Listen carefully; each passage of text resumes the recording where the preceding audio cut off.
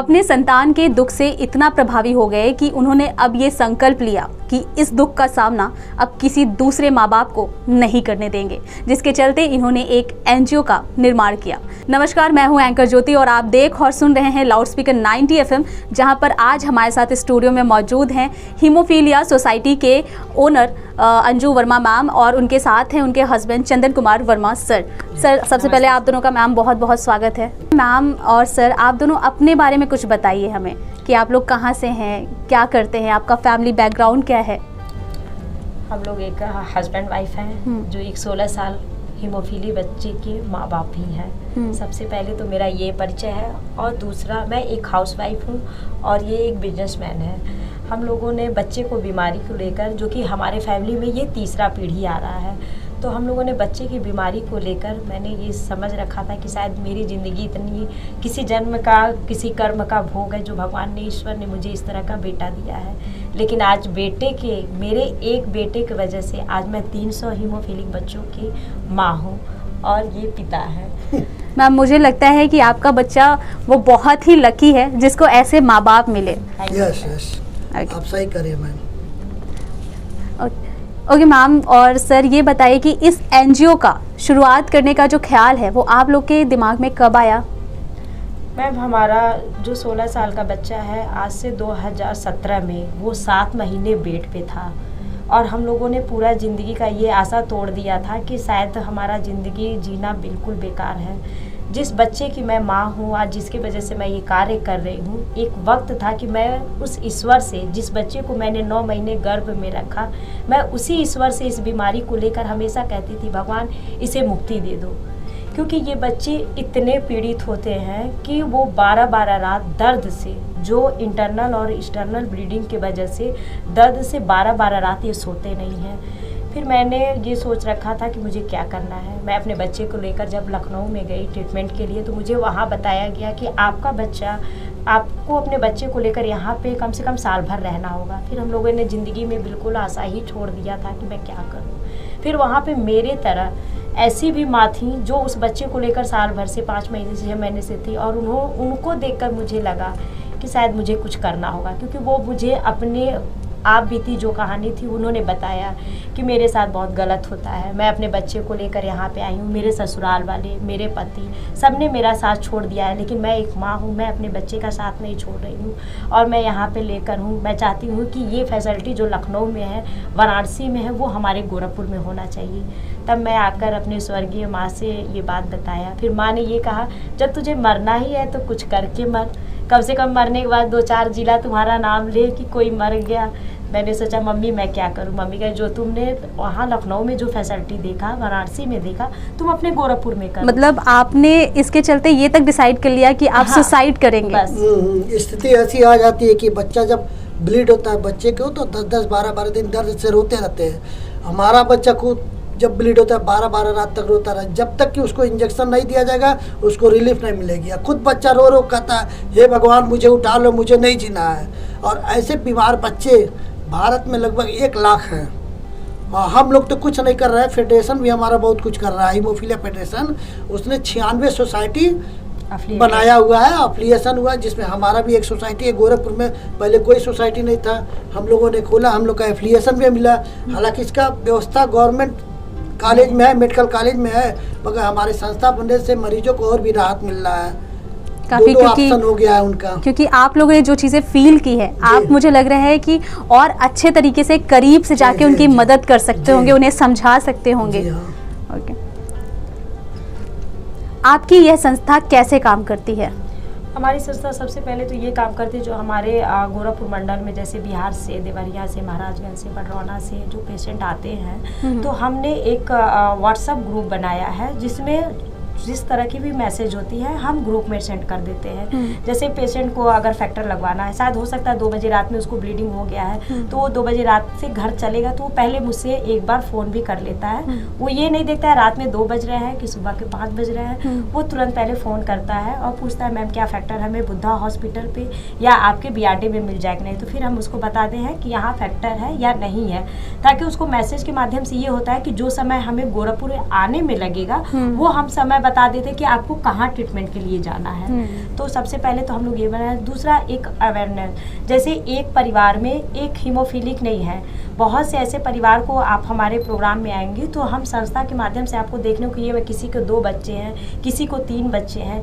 एक बच्चा ऐसा है जो 7 भाई थे, 7 हीमोफीलिक, जिसमें से 2 जीवित हैं। क्योंकि आज से 30 साल 35 साल पहले मैं पीछे जा रही हूँ। मैं आपको बता दूँ 16-17 की स्थिति इतनी ख़राब थी हमारी बीआरडी में कि 12 से 13 दिन फैक्टर होता था, फिर 2-2 महीना फैक्टर ख़त्म होता था। तो हमने संस्था का जब ये बनाया तो कम से कम हमने इस पे बहुत काम किया।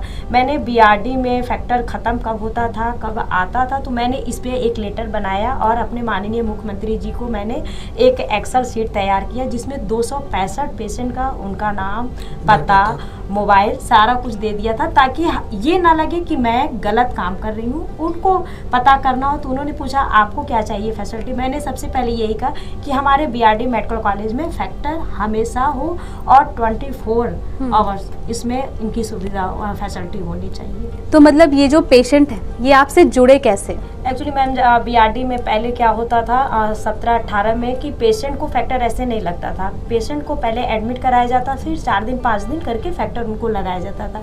तो मैं एक पेशेंट का नंबर लिखती थी, हालांकि मैंने सोसाइटी के माध्यम से नहीं, बट मैं नंबर इसलिए लिखती, कभी हम लोग का दुख सुख होगा तो हम लोग आपस में बात कर लेंगे। फिर उसके जब हम लोग मेडिकल कॉलेज में बच्चे को लेकर भर्ती होते थे तब हम लोग अन्य मरीजों से फ़ोन नंबर क्या करते थे कि भविष्य में हम लोग इसके लिए कुछ न कुछ किया जाएगा, एक यूनिटी बनाया जाएगा, एक सोसाइटी बनाया जाएगा, ताकि ऐसे मरीजों को हमेशा बढ़िया ही सुविधा मिले और नज़दीक में ही मिले।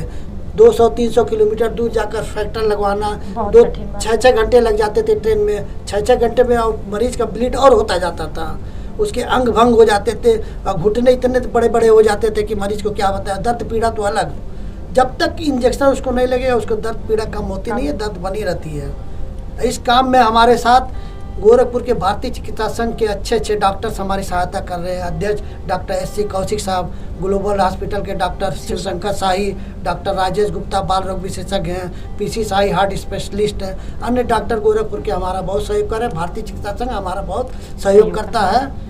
मीडियम हम लोग भी आए हैं सरकार से या प्रशासन से या मेडिकल विभाग से, यही कहना चाहते हैं कि कम से कम ऐसे मरीजों को देखकर जिसको कि 1-1 मिनट ब्लड रुकता नहीं है बिना फैक्टर लगे, तत्काल से तत्काल उनको सुविधा मिले, फैक्टर में तत्काल से तत्काल मिले। कहते हैं ना जिसके पास कुछ खोने को नहीं होता है, मतलब जिनके पास ये होता है कि अब हमारे पास कुछ बचा ही नहीं है, उन्हीं के पास सब कुछ होता है। बिल्कुल, इसीलिए शायद भगवान ने आपकी इतनी मदद की, आप यहाँ तक हैं। तो अंजू जी ये बताइए कि हीमोफीलिया क्या होता है, इसके बारे में थोड़ा सा विस्तार से हमारे व्यूअर, हमारे लिसनर्स को बताइए। हीमोफीलिया एक जेनेटिक बीमारी होता है जो एक औरतों के ही माध्यम से लड़कों में होती है। मतलब माँ कैरियर होती है, फिर बेटा उसका कैरियर होता है। हमारे गोरखपुर में ज़्यादातर लड़के मतलब हीमोफीलिक होते हैं, बट लड़कियां सिर्फ मेरे पास संस्था के माध्यम से 3 मिली हैं, वो भी हीमोफीलिक हैं। तो इसमें क्या होता है कि वो बच्चा पेट से ही हीमोफीलिक होता है और उसके फैमिली में अगर है तब तो उसे पता चल जाता है कि ये बीमारी, जैसे उसका सबसे पहला लक्षण ये है कि पैदा होते ही जो नाभि काटी जाती है तो वहाँ से ब्लड बहना स्टार्ट हो जाता है। दूसरा ये है कि अगर उस समय नहीं हो पाता इस तरह, तो जैसे जैसे बच्चा 3-4 महीने का होता है तो जगह जगह शरीर पे काले काले निशान पड़ने लगते हैं, ये भी एक हीमोफीलिया का लक्षण है। तीसरा, अगर कहीं बच्चा गिर गया, वैसे भी बच्चे 6 महीने 7 महीने के होते तो बहुत चंचल होते हैं, हाँ। तो कहीं ना कहीं मुंह में उसको चोट लगना ही लगना है। जब वहाँ कहीं कट फट जाता है तो वो ब्लड बहता रहता है।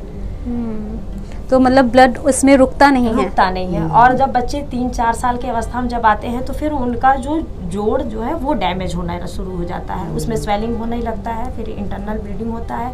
बच्चे को किसी ने बहुत अच्छे बच्चे लगते तो इंसान माँ ही बाप उसको बहुत प्यार से या थोड़ा सा हार्ड करके जब खिलाते हैं तो उसको कहीं शरीर में ब्लीड हो जाता है और वो बच्चा रात में फिर सोता नहीं है, मतलब उसको तकलीफ होती है उस चीज को, और वो जगह जो है वो धीरे धीरे स्वेलिंग हो जाती है। एक मरीज को कम से कम 3 दिन में एक बार ब्लीड तो जरूर होता है।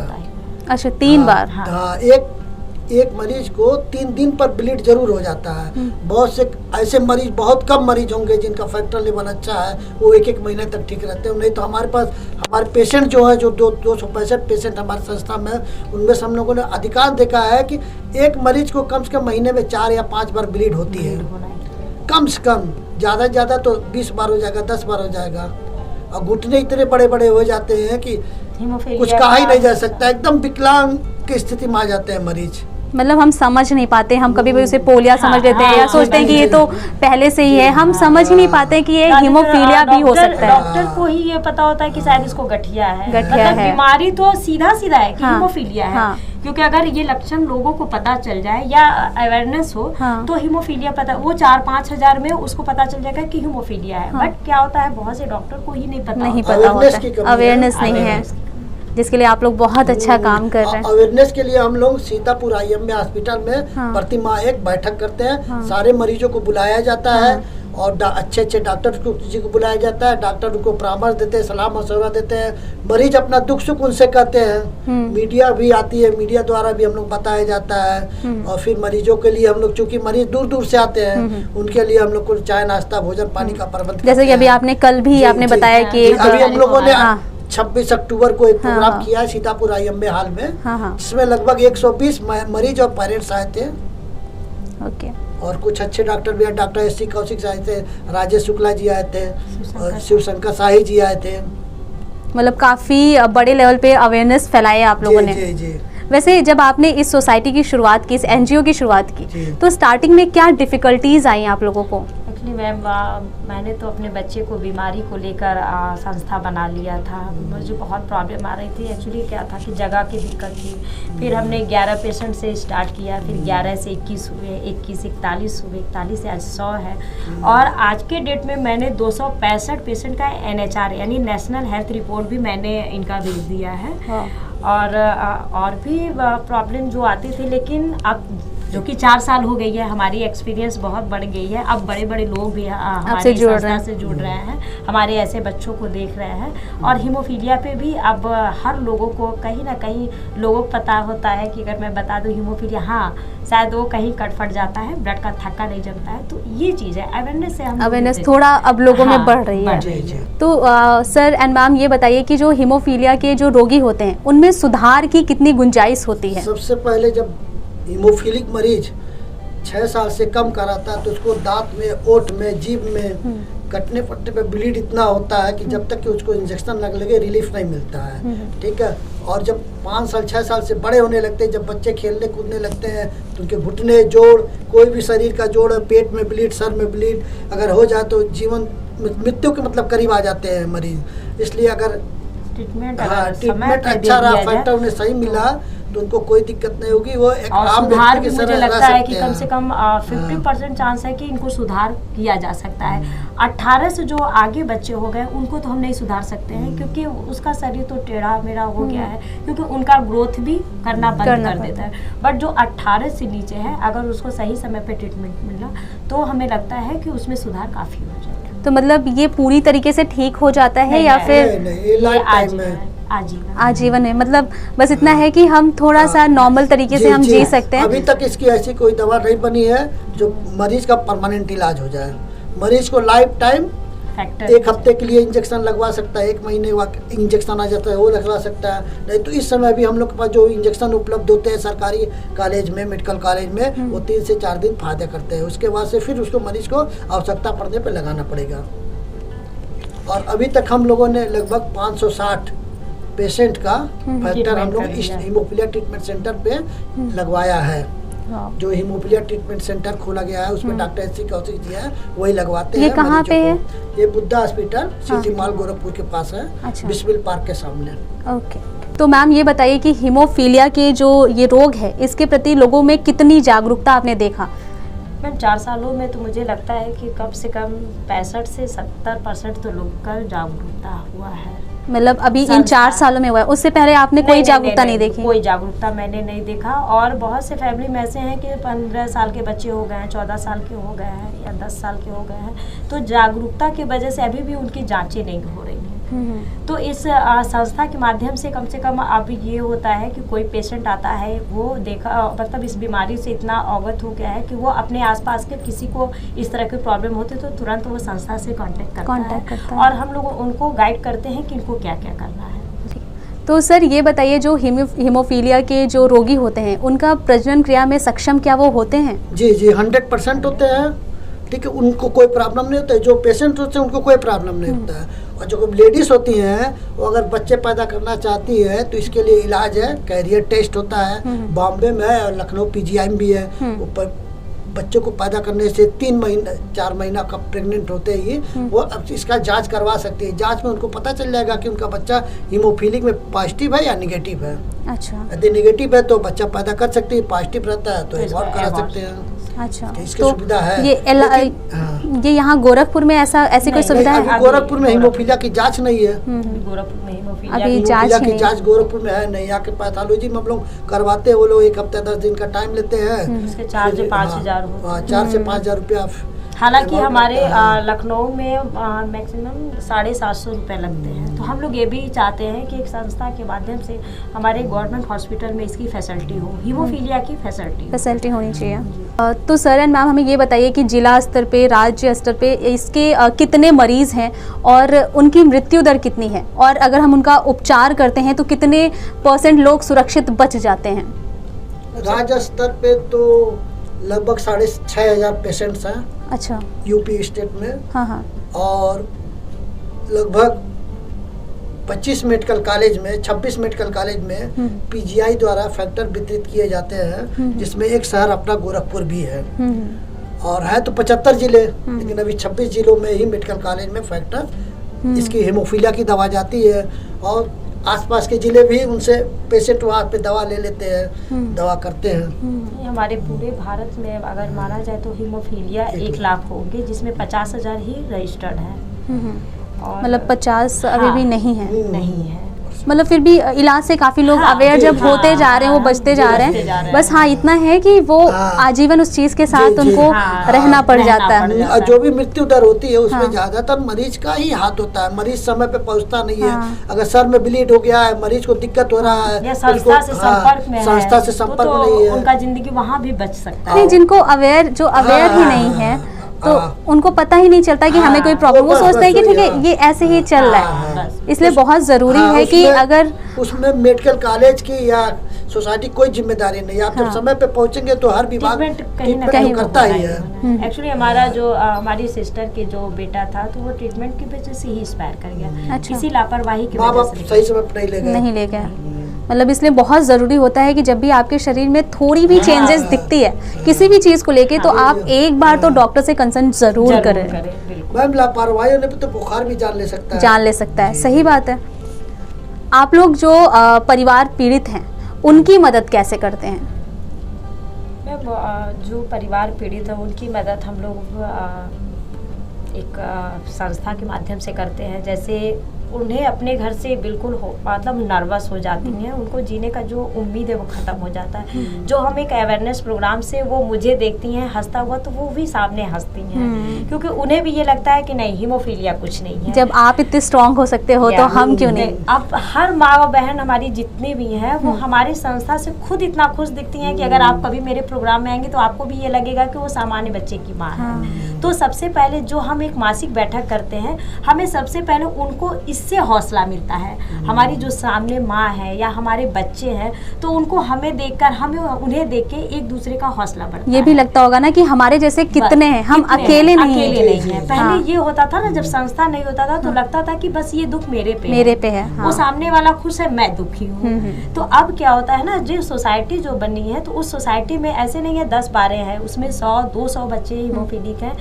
200 माँ अगर आती हैं तो कम से कम वो देखती हैं कि अरे मैं ही नहीं हूँ, मेरे साथ ये भी है। तो एक दूसरे को देख के हिम्मत बढ़ता है। तो सबसे बड़ी ये एक हम लोग के आप समझ लीजिए उत्साह बढ़ता है, एक कॉन्फिडेंस बढ़ता है पेशेंट्स के अंदर, पेशेंट्स के परिवार के अंदर कॉन्फिडेंस बढ़ता है। खुद जो मरीज निराश हो चुका है अपने जीवन जिंदगी से, वो भी उत्साहित होता है कि चलो भाई इसकी एक दवा है, एक सोसाइटी काम कर रहा है, गवर्नमेंट हमारी मदद कर रही है, सरकार ने या यहाँ किसी भी तक तरह किया, का उनको प्रॉब्लम आरक्षण होगा भी दिया तो हुआ हम है। एक संस्था के माध्यम से उस कार्य को कर सकते हैं। तो इसमें आपको गवर्नमेंट कोई फंड देती है या नहीं, आपके पॉकेट से? नहीं, हम लोग अपने पॉकेट जेब खर्च से करते हैं। शहर के कुछ अच्छा। ऐसे वाले लोग हैं जिनसे सपोर्ट मांगा जाता है, क्लब हुआ, चैरिटी हुआ, ये सब मांगा जाता है सपोर्ट, तो लोग सपोर्ट करते हैं लेकिन बहुत कम। उस लेवल पे नहीं करते कि हाँ, आपकी बड़े मात्रा में मदद हो जाए। हम मरीज का कुछ कर सके हाँ। अवेयरनेस के अलावा इस टाइप के हमारे पास सक्षम अभी हम लोग नहीं है। नहीं है। अगर आप कोई बड़ा जिस तरह से हाथ- ग्रो कर रहे हैं, अगर कोई बड़ा हाथ, कोई कंपनी हमारा CSR करा देती है, हाँ। तो हम इन मरीजों के लिए अच्छे से अच्छा बर्बाद कर सकते हैं। एक हॉस्पिटल का हम लोग खुद सोचते हैं कि एक हॉस्पिटल हो पर्सनल एक जिसमें हॉस्पिटल एक बनाना डे चाहते केयर हैं, सेंटर हो, हीमोफीलिया उसमें के निःशुल्क लिए। हो। हाँ। जो हमारे मरीज रेंगते चलते,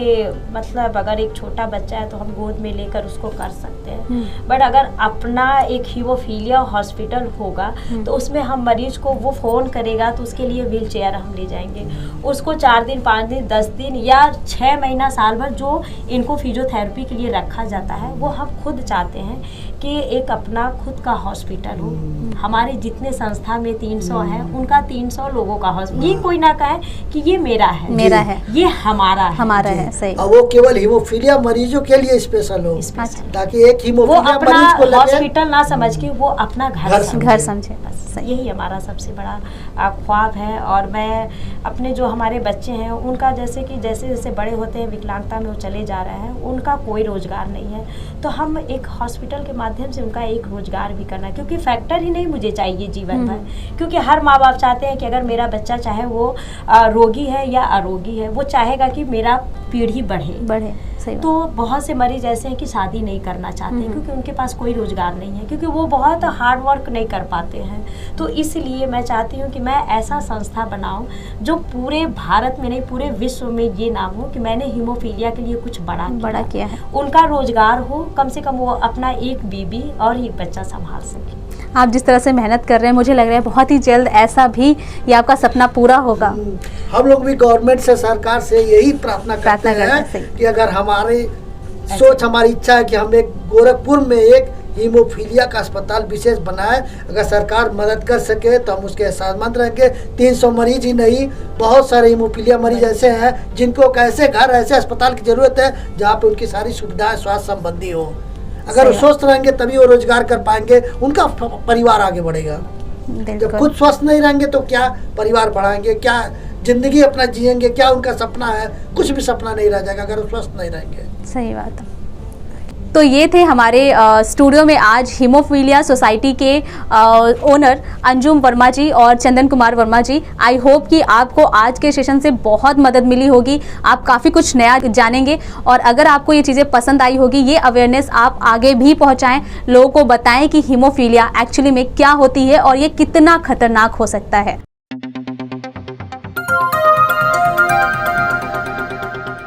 बजाओ जरा झूम के बजाओ, बजाओ बजाओ जरा झूम के बजाओ।